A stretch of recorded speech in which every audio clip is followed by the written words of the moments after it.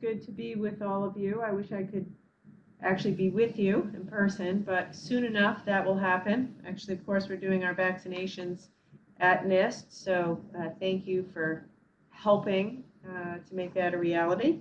This is my first Quest for Excellence conference.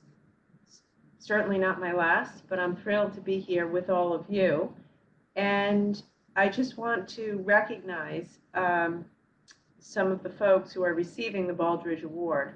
I will say, prior to getting into public life, I was in the private sector, and I think it's impossible to overestimate how impactful the Baldrige Performance Awards have been over the years, how they have really changed the behavior of companies, big and small, and really improved quality, customer service, and really created cultures of continued excellence at so many enterprises that would not have existed but for this award, the work of the Commerce Department, the leadership of Secretary Baldrige, and of course your work. And I'm sure that former Secretary Baldrige would be so proud of the award recipients honored in his name, because he was very passionate about valuing people, promoting innovation, and delivering value to all stakeholders, employees, team members, and customers. Speaking of Mac, I know we have some special guests with us this afternoon, and I'd like to recognize both of his daughters who are here with us this afternoon, Megan and Molly. I'd like to thank each of you for your continued support and engagement with this effort to drive and deliver excellence and improve quality and quality of life throughout the United States. I know you're so proud of your dad, and I'm so grateful that you could spend some time to be with us today. This award, as you all know, is a hard one to earn.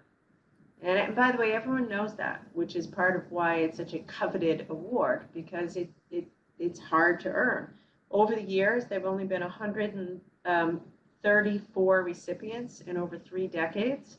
So that tells you just how high the standards are. So I'd like to offer my sincere congratulations to all of the 2019 and 2020 Baldrige Award recipients who will be sharing their best practices at this conference. I especially would like to acknowledge Elevation's Credit Union from Boulder, Colorado, for making history. You guys made history as the first ever 2-time Baldrige Award recipient in the nonprofit category, and Mesa from Tulsa, Oklahoma, for becoming the first ever 3-time award recipient.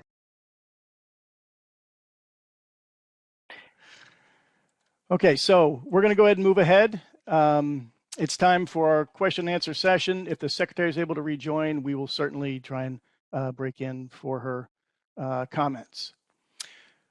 There were probably more questions asked than we'll be able to answer in this session, which is a good thing. So I encourage you to connect with the recipients in the networking sessions and the breakouts if your particular question isn't answered. Please welcome our live Q&A panel from Adventist Health, White Memorial. We have John Raffoul. From CORE, we have Susan Stewart. City of Germantown, we have Patrick Lawton. Howard Community College, Kate Hetherington. Illinois Municipal Retirement Fund, we have Brian Collins. And from Mary Greeley Medical Center, we have Brian Dieter. So let's start with a question that I think is an important one. And we will lead it off with Susan.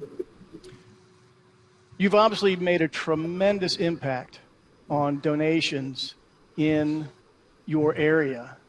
How have you managed to increase donations year after year?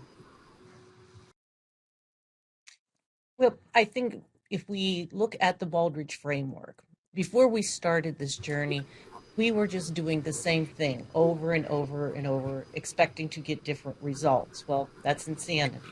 So this framework really allowed us to look at all of our, first identify our key processes, and then really focus on the key processes and look at where our results were going to cascade down from those key processes. And I think that really allowed us to become much more laser focused. And that is what I think really ended up driving our improvements and really making sure we could save more lives and not just continue at status quo. Thank you, Susan. Patrick, one of the things that we often hear is that organizations sometimes have a challenge with getting their leadership or their governance on board with vying for the Baldrige Award.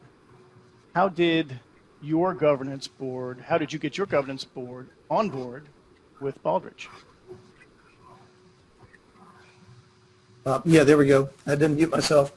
Well, it really started in our case after the Great Recession and some of the challenges that we had experienced during that period of time. And as a community, we are landlocked in terms of our ability to annex additional property.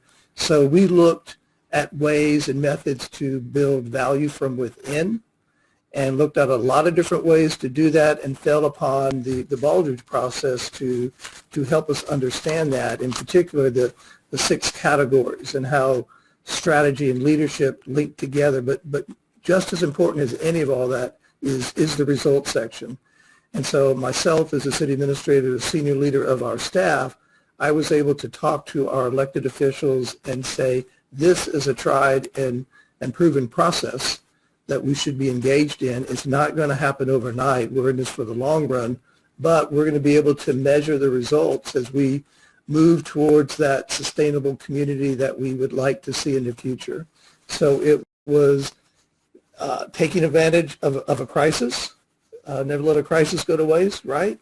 And explaining the benefit of Baldrige in the long run as we continue to improve our community. And we had buy-in from our elected officials from the beginning. I will have to say that there were a number of key staff members who could not buy into the vision and over time deselected from the organization, but that was okay. That was a good thing. So that's how we made progress.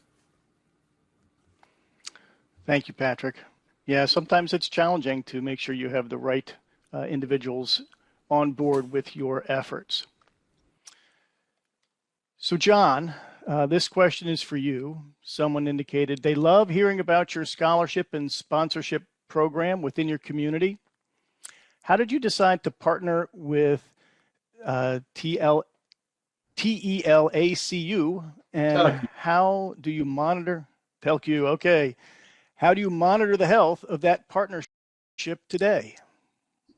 You know, that partnership started back in 2003. One of our board members, David Lizarga, is a very successful businessman in the community here, and he sat on our board. And at the time, we were struggling to really find nurses are bilingual. 90% of our patients are Hispanic, and we didn't have enough. We had less than 9% of nurses that really spoke bilingual, and we really could not deliver culturally sensitive care to our patient.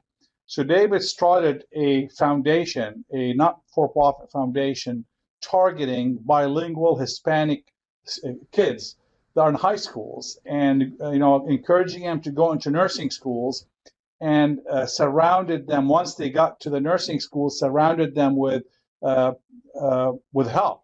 and support, financial, social, resume writing, childcare, you name it.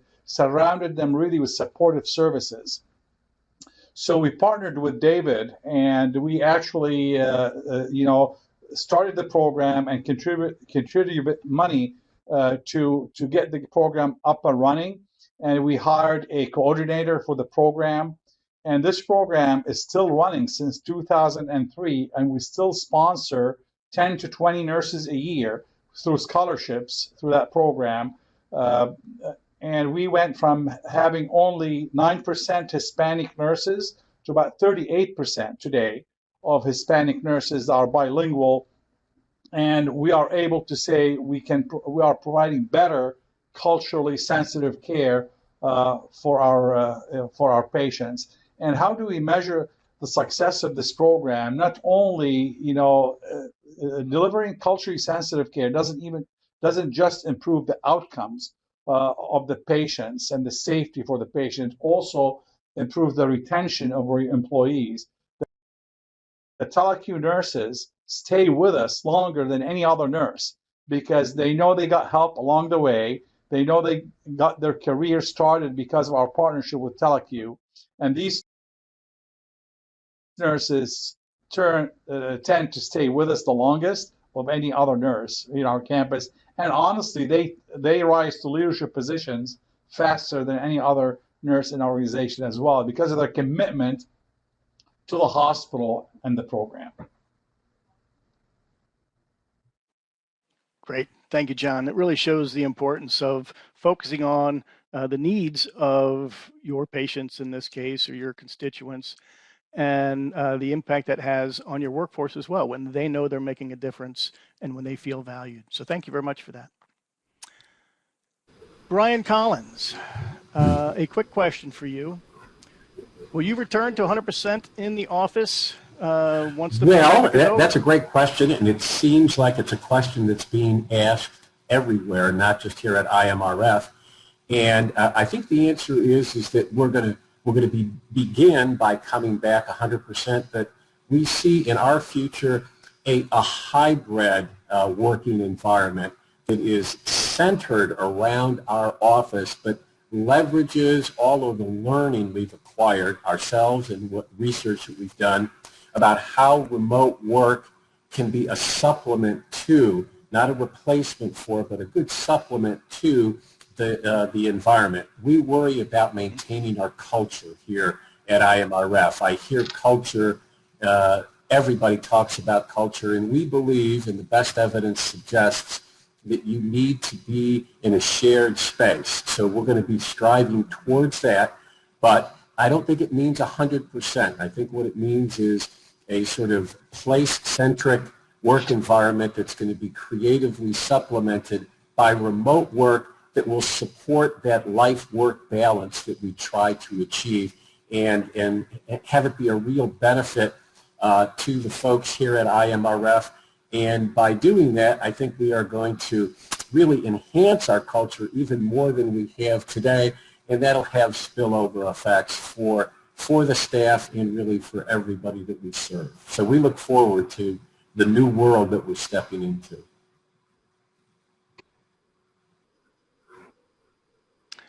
Thank you, Brian. Yeah, certainly. I think we've already heard from most of you today the importance of culture, and we've seen it for years and years, and that is definitely a concern when everyone is not in the office or not in the same physical space. So it sounds like you've got a good plan. Thank you. This one's for you. Kate, this one's for you. What organizational structure changes? What organizational structure changes? Or new adjusted roles supported the journey to excellence? Supported the journey to excellence. Bob, I would say that it's less of organizational structure changes and new adjusted roles, and more so a different orientation to how we did our work and what the focus of our work was. While we were always a data-influenced organization, with using the Baldrige framework, we were able to become more refined in our processes and looking more to the data, especially comparative data from other organizations in order to assess the improvements that we were making. And then also being able to, we use at our college Plan, Do, Check, Act. That is incorporated in everything that we do here at the college. And so we always talk about closing the loop. So I think it was getting people more aligned with the processes and examining the data, and that we found to be very helpful because when you look at the data, it removes the drama, because often you'll hear about a new project that has to come about or something that's desperately needed. And so we have reoriented ourselves to saying, okay, what impact will this have, and how can we know that we're making a difference? So the cascading effect of our strategic plan throughout the entire organization to department plans, to individual plans, performance plans, that alignment throughout the organization with the strategic goals and initiatives of the college was something that took a long time. I mean, we started this journey back in 2005 with our first application. And in 2007, we won our U.S. Senate Productivity Award. And you would think, great, we're on the way. It shouldn't take long. Well, how about 10 years until we had our first visit, and then we had 3 visits in a row. So our journey has been a long one. And during that time, we just kept getting better and better. And so we would see these results, and whether we had the top enrollment at in the state among the community colleges, or if we had top graduation rates, we saw the impact that we made to underserved students and the graduation retention rates of our students of color. So all this is reinforcing behavior because our mission is providing pathways to success. And everybody knows that and understands that, and that mission statement undergirds all the work that we do. So as I said, it was less a structure or assigning someone to be the Baldrige person. Of course, our Planning, Research, and Organizational Development Office had a key role to play, but it was really all hands on deck on this. It really was less that structural change that was asked in the question. Thank you, Kate. I think that does definitely show the value of Thank you, Kate. I think that management does by fact definitely and show the cascading value goals of and metrics. management by fact and cascading goals and metrics. Okay, so let's move on. Okay, so let's move on to Brian Dieter. A quick question for you. How do you develop future leaders in your organization? I'm sorry, Bob, could you repeat? Sorry. Certainly. How do you develop future leaders in your organization? Great. In the process of unmuting my microphone, I got a little cross contamination. So developing future leaders, first of all, we really encourage all staff, every staff person, to do 2 things. The first is to do what they've been hired to do, and the second is to help make that better. We start that in new employee orientation on day 1. And I think as we provide people tools and equipment that they need to do their job and make their job better, we can more clearly ascertain who might have future leadership potential and interest. For example, we had a nurse that you'll hear about in, I believe we talked about it in category 3, who 90 days in was working with our supply chain folks to make supply replenishment in the emergency department much more effective, because she had an idea, clearly showing leadership potential and a capacity to do additional work. We encourage teams. We encourage folks to be working on teams. We also ask each person at their annual performance appraisal to create a personal development plan. And I can't say that we have all 1,400 staff persons with a personal development plan, but we have a solid minority, probably approaching about 500 or 600 of those personal development plans created now, to try and understand what it is that people want to do, where they want to take their career with Mary Greeley. We also have, of course, job shadow opportunities, informal mentoring, interim assignments. We just recently had an interim assignment. We had a leader who retired, and one of her direct reports stepped up, said, not the job I want long term, but more than willing to do it as an interim, and really showed a lot of skill and ability, and will be a candidate for future leadership opportunities. And then once you have identified folks as leaders, what do you do with them? We have a robust internal leadership development program. We also supplement that with external resources, including programs through the Iowa Hospital Association, the Ames Chamber of Commerce, as examples.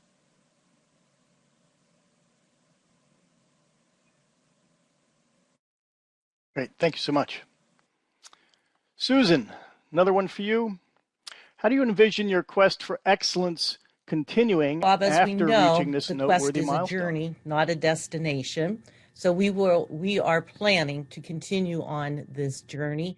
And today, the framework is just about how we do business every day. It's hardwired in all of our processes, and it's just what we do. And we are going to continue on this journey, and we want to, not that we're competitive, but we want to be a 3-time Baldrige recipient at some point in our journey.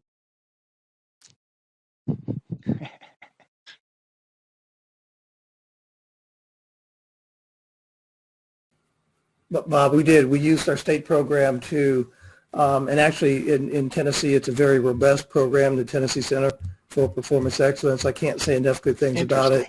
I think I'll have We to got check involved in out. that program about 10 years ago, Okay, Patrick. and really this one's for learned you, the although hard it was asked way of about several what does it people, take actually. to put Did you together use your a state competitive program to advance your application, excellence journey? If and so, realized how? early on that there's a lot of work that goes involved with this. It's no one said it would be easy, but also no one said it would be this hard. And so we went through our state program. We really paid our dues with the program. We got a deeper understanding of all aspects of the category. And one of the things about working with your state program, you get that the feedback from the examiners, it's very reasonable in terms of cost-wise to get that feedback. We also had a number of city employees who were trained examiners, and when they would go out and do a level 1 or level 2 application, they brought that knowledge back to the association. I myself served on our board with the Tennessee Center for Performance Excellence, learned a lot from the people around that table, and we were just consistent in our pursuit of our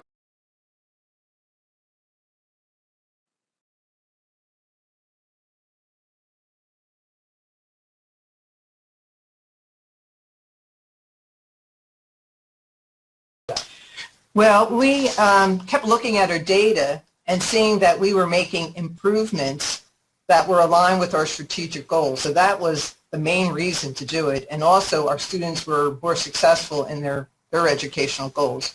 But one benefit of this, which we hadn't always thought about or anticipated, is that our college, like all colleges and universities, gets accredited. And we're accredited by Middle States Accreditation Agency. And going through the Baldrige process actually helped prepare us for our accreditation. Every 8 years we have it, and we just had it last month. So that the information that we had from our Baldrige experience was very useful in meeting the accreditation guidelines. Thank you, Patrick. Even the secretary knows and, that if you're not accredited, the doors aren't open. So we love the Baldrige Award, and that's one of the is there best anybody who'd awards like you could to possibly speak a little bit about that? I mean, why but if you're would not you go through accredited, this, and why that's is not it going to happen. worth So there's an mentioned added benefit your that you 10+ don't year always think journey. about. And I do think it's, the other thing with Baldrige I want to say is that it's a unifying piece of your communities or organization's culture.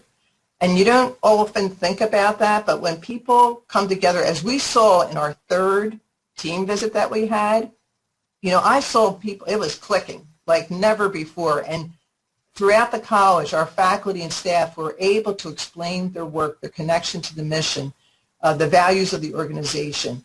And I don't think that would have happened without us on this Baldrige journey for so many years. So it does take time, but it's worth it because it makes sure that your organization is the top performing, one of the best organizations in your field.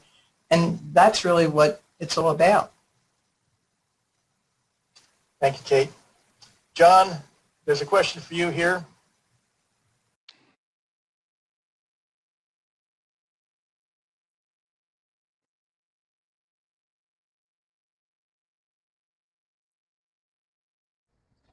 Well, thank you for the question, Bob. And our leaders, every leader in the organization, from the president to the vice presidents to the directors, managers, coordinator, leads, everybody that has anybody reporting to them is responsible for doing rounding on a monthly basis to check with their associates, making sure that associates are okay, make sure they're addressing their needs and touching base with them personally, one-on-one, to make sure they're okay. And I'm not talking here staff meetings or group meetings. I'm talking one-on-one rounding with the associates. So that's we also use a program to keep track of that. So every time a leader does a rounding, they are responsible to enter that into the program. And at the month end, we issue reports showing the percent compliance of our leaders rounding referencing your employee rounding direct reports. What types of leaders are included that's rounding in your on rounding associates. Did the also, we pandemic have rounding impact on your patients. rounds? We do the same And if thing in the so, nursing what areas was the biggest as far as rounding in ED and ancillary areas for rounding on patients as well, using the same program to do that. Now, as far as the pandemic is concerned, of course, it did impact us. We got hit pretty hard here with the pandemic, and we're a 350 bed hospital. At the height of the pandemic, we had over 200 COVID patients here in the hospital and 4 ICUs. We had to go from 1 ICU to 4 ICU in our hospital.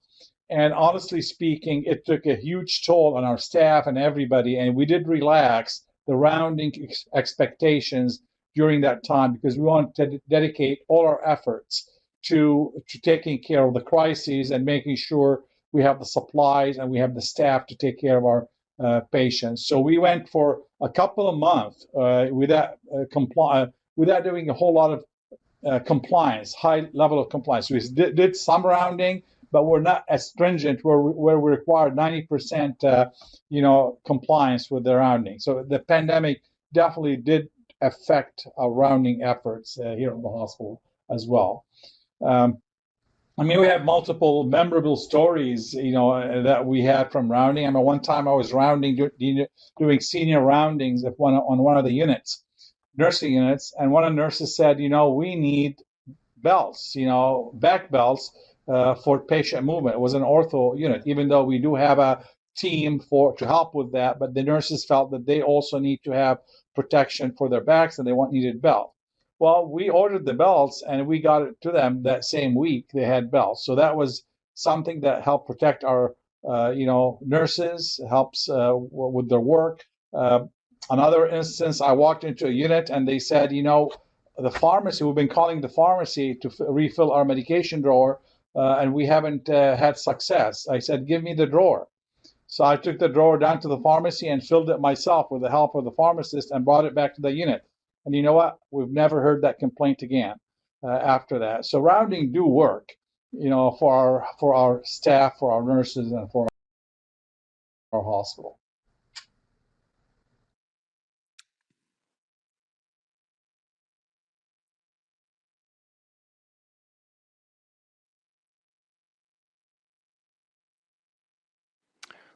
Thank you, John, very much. And everybody, I apologize. We are already out of time here. We didn't even get to everybody twice, but please, for those who have questions that they still would like answers to, reach out to these organizations, participate in the other sessions, catch up with them during the networking sessions, get your questions asked and answered. That's what they're here for.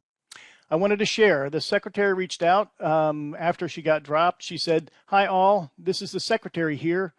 So sorry that I was dropped. I ended with a big thank you to the thousands of volunteers who make this process possible, and particularly the NIST team for their tremendous efforts to ensure this program continues to create great value for those who participate and the nation as a whole. Thank you and enjoy the conference. Best, Gina." So we really appreciate her coming. It is so unfortunate that she did get dropped.